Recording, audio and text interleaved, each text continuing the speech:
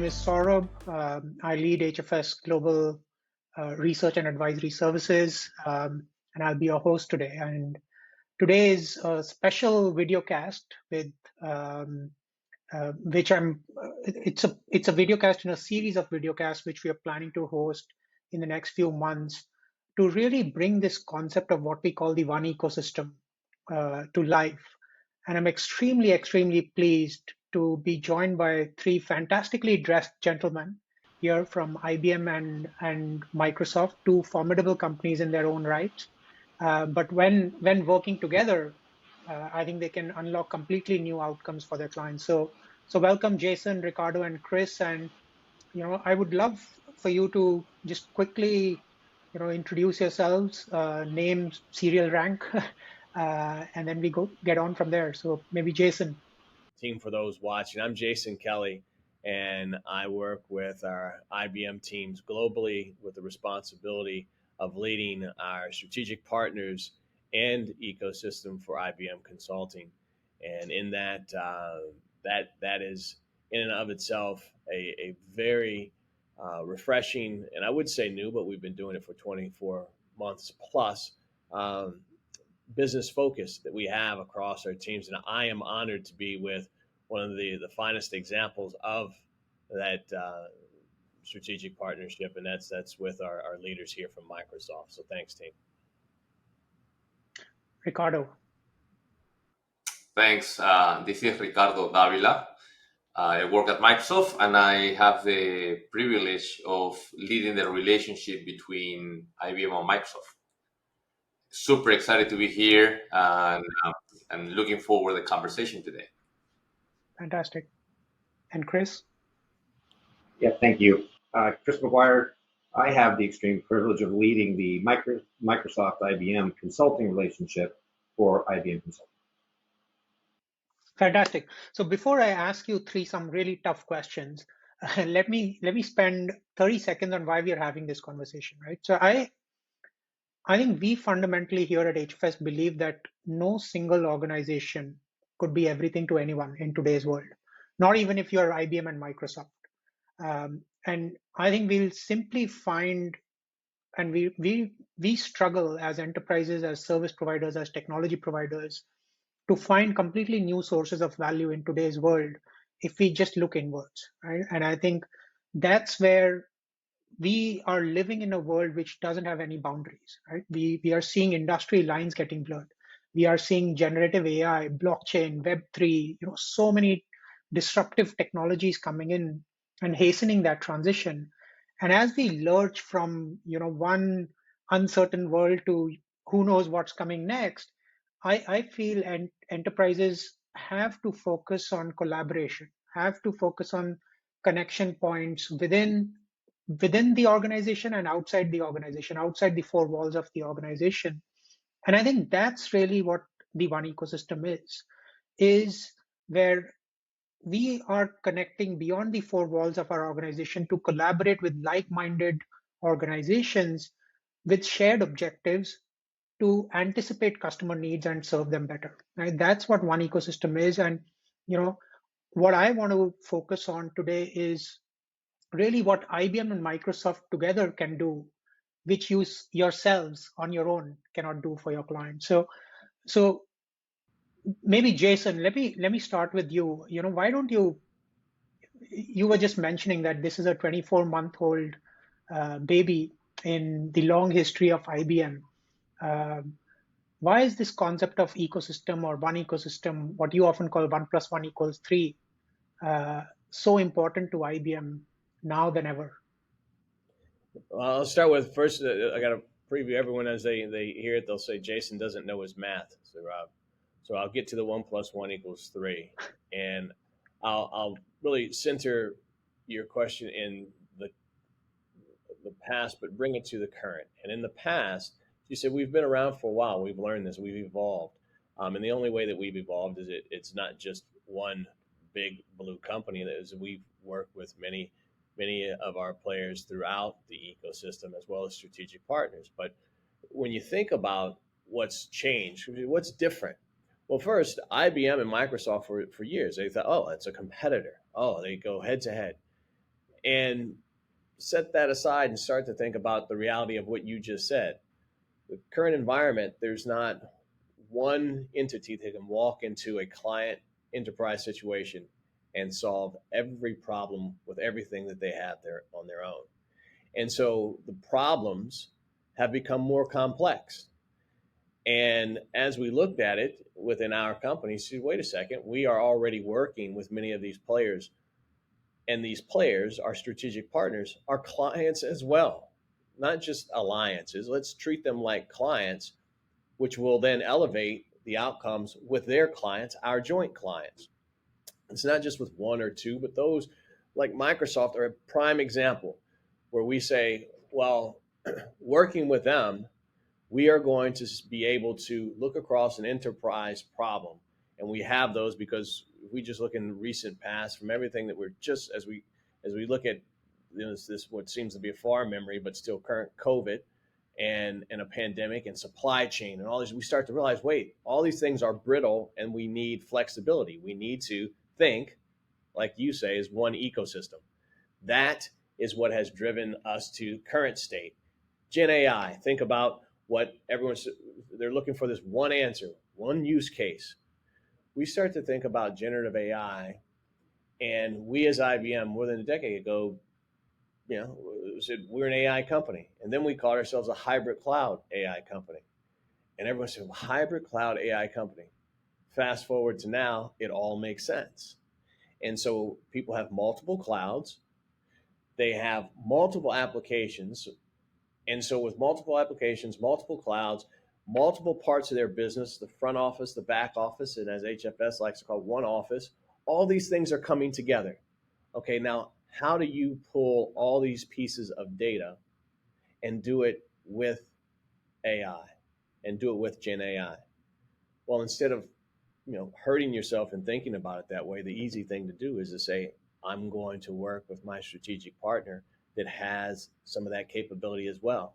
And I can take what they have, I can take what we have. And when the end client wants timely outcomes, which is what they're demanding, they get it because those outcomes are orchestrated as one ecosystem. To use your example and your verbiage that you used. That's what we do very effectively with Microsoft. And I'll stop my diatribe just to tell you that when we kicked off this model, we started face to face with Microsoft there in Washington with our team, and it was the most productive meeting I've ever seen with people who outside were saying, wait a minute, Microsoft is going to go to, IBM is going to go to Microsoft and you're going to meet at their headquarters? Absolutely. And these two gentlemen on this screen orchestrated that, and it was the most productive meeting I have seen across product, technology, marketing, communications.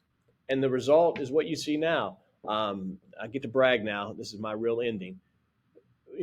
6+ Partner of the Year awards around the world for IBM with Microsoft, going from somewhere around 13, 14 in their rankings up to now going above 5. Those are results. Those are results that matter.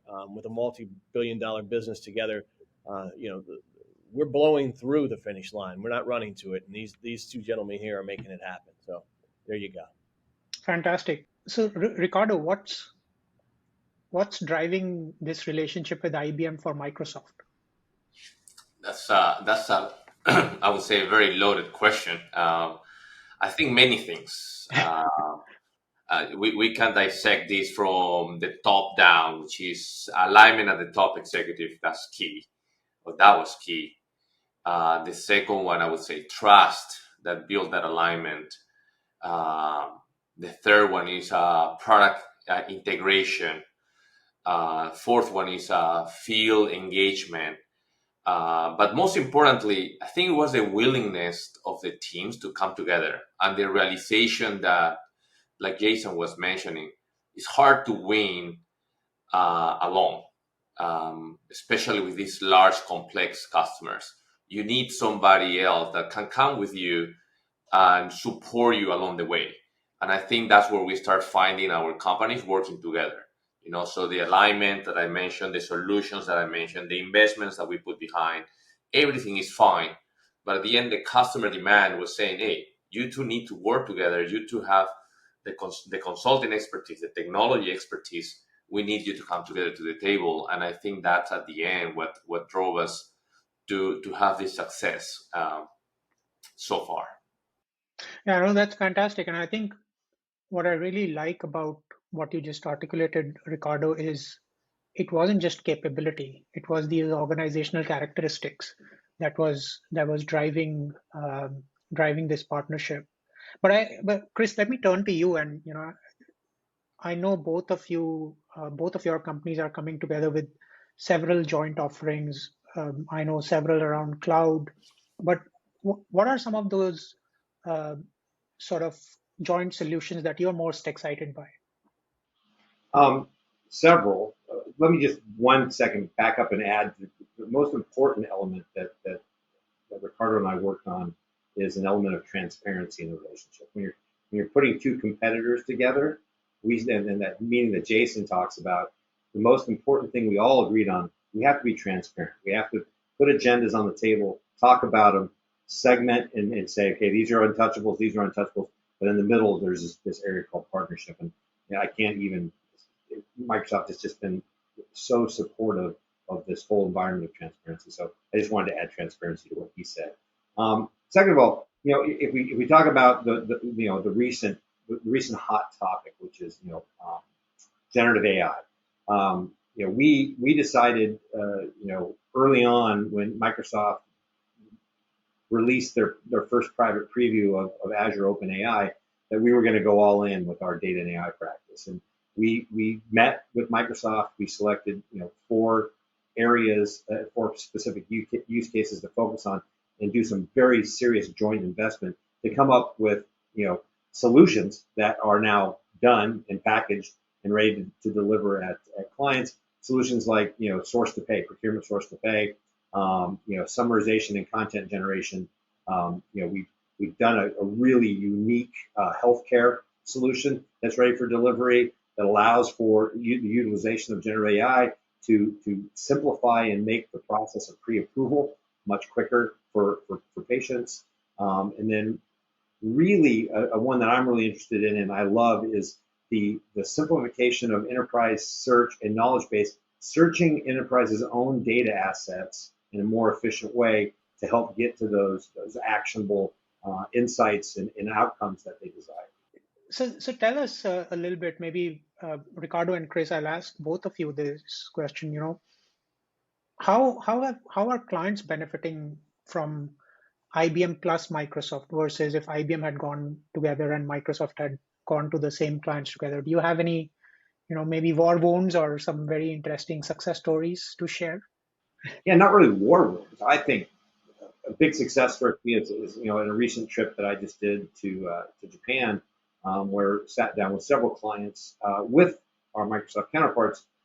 It was very heartening to see and hear the comments coming from the client of, wow, it's great to have both of you here at the table.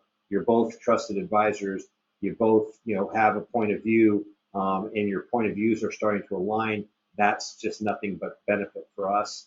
And I think that that's now happening more than not. As you can imagine, it's been a long journey.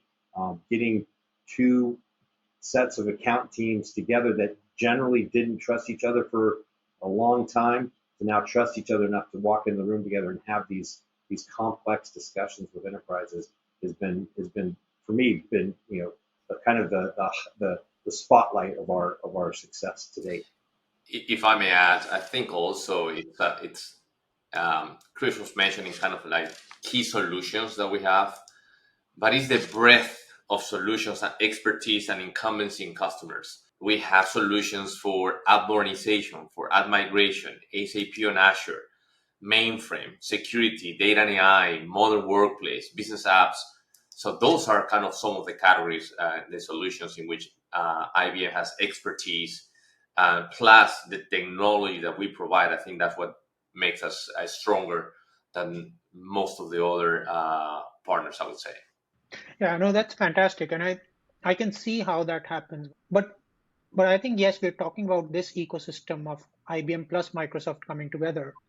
But both of you are huge organizations in your own right. And there's got to be an internal ecosystem that you have to navigate as well and build, to make this external ecosystem come together. How is that coming along? How is what are some of the lessons learned from that experience? And maybe Chris, I'll ask you that first. Yeah, I mean, not going to sugarcoat it. It's probably the largest challenge that Ricardo and I deal with every day, and we do talk multiple times a day. And the largest question is always, what are we not doing that we could be doing better? And it always comes down to more communication. And in order to do that, you've got cultural divides. I think I talked about it earlier. These account teams have competed against each other for decades, and now it's an unnatural act for them to work together. So I think that's our constant challenge, is breaking down those barriers, breaking down those walls, coming up with the joint solutions that Ricardo talked about that make that easier for the client, or for our client partners, our lead client partners on the IBM side and the account executives on the Microsoft side, to really see the benefit of working together. Adding to Chris's point, I think yes, it is complex and certainly add a little bit of challenge. But this time I will be a bit positive because there's a lot of opportunity. And since we are so large, there are so many teams that can really add more value to the one that we are currently adding. So, for example, we have regional teams, we have solution specialist team, we have global black belts, we have industry leads, we have et cetera, et cetera, et cetera. So we have to start constantly adding these dimensions to the partnership to start building more business by getting these organizations together. So it is complex because we have to manage a communication across these channels and ensure that each of the organizations are aligned, but also it adds tremendous value if we do it right, because then we can really scale. And companies like IBM and Microsoft are about to scale. We're 100,000 people plus companies. We cannot work in silos. We definitely need to work across. So it's a challenge, but it's also a huge opportunity that we are trying to leverage on a day-to-day basis. Yeah, so Jason, you talked about a lot of awards and recognitions, but would love to hear from all three of you on where do you take it from here? How will this partnership evolve? What are some of the future priorities? What's exciting you personally, in terms of where you can take this? Ricardo and I have spent the last year framing up the strategy for the next 5 years, and I think that's where we really are differentiating ourselves. I think we decided we weren't going to rush something. We knew we had it. I tell people the analogy I use is the Microsoft IBM relationship. 2 years ago was like a fully fueled rocket sitting on the launch pad, ready to go. Now we lit that fuse by doing some quick actions. We got that rocket into orbit. Now we're shooting for galaxies way beyond, and we have a strategy now that we've put in place that has been ratified by both companies. And I think the world is going to be surprised when they see the future of this partnership. I think as Microsoft statement is like empower every person and every organization to achieve more. We're halfway there. I think there's way more things that we can do together. But the good news is that we have put this the foundation in place to achieve that. So we have, if we are targeting 500 customers a year, well, we have a target of 1,000. You have X revenue growth as a target. Is a year-on-year growth. So I think we can grow in many dimensions this partnership. But with the ultimate objective to support our customers at the end of the day. That's the most important thing. And with classes. So that could be a good cases for other customers to come to us and say, hey, I heard about you doing this, great. Help me to do the same. So that's the most important thing at the end of the day. Yeah, no, this has been a fantastic conversation. I think there are 2 or 3 takeaways that I'm personally taking. I think one, you've got to have a common purpose to create a successful partnership. And I think I've heard from all of you that common purpose is to solve complex challenges for complicated clients. I also really took away this concept of orchestration. And I think you have to orchestrate internally, you have to orchestrate externally, you have to orchestrate with potentially other third parties and partners. And I think this world is becoming less about execution and more about orchestration, both within the client worlds and in these organizations. And folks like you are bringing that skill set to the forefront. And I think lastly, I think it's about the mindset. You have I wouldn't have imagined uh, 2 years back, Microsoft and IBM being on the same videocast with me, having a positive conversation without talking about we are better on this and we are better on that. And and I think that is the mindset shift that we've seen. I was just wondering, when you talk about the better, you almost hit one of the things that we wanted to bring out here is that it used to be we're better on this, you're better on that, and people, Amen. it's truly a better together story, and that you just nailed it. And this thought of being better together, especially in the world of Gen AI, especially in the world of Gen AI, where you can't just grab a vanilla outcome. This isn't me hitting a search engine on the internet. It's me trying to get a specific use case for a specific outcome in a specific industry. So that nails it there with your point. How can you do it? You can't do one vanilla answer, but with expertise by industry, with expertise in an open environment, like we said, you're right. It's not that's better, that's better. It's we're better when we run this way. It used to be, is it Microsoft or IBM? And the or is out of the equation now. It's Microsoft and IBM. And that is what everybody is saying now. And that's the big change that Jason drove when we kicked off this drive to have these strategic partnerships. There's no longer the word or. It's always and we do it in everything. I get the question all the time. You guys have your own Gen AI platform. Why are you partnering with Microsoft? Because our clients demand that it's not IBM or Microsoft, it's IBM and Microsoft. Fantastic. Look, Jason, Chris, Ricardo, thank you so much for sharing some of your time, your experiences, your insights with us. I think you guys really brought out the power of and in this conversation. So thank you so much.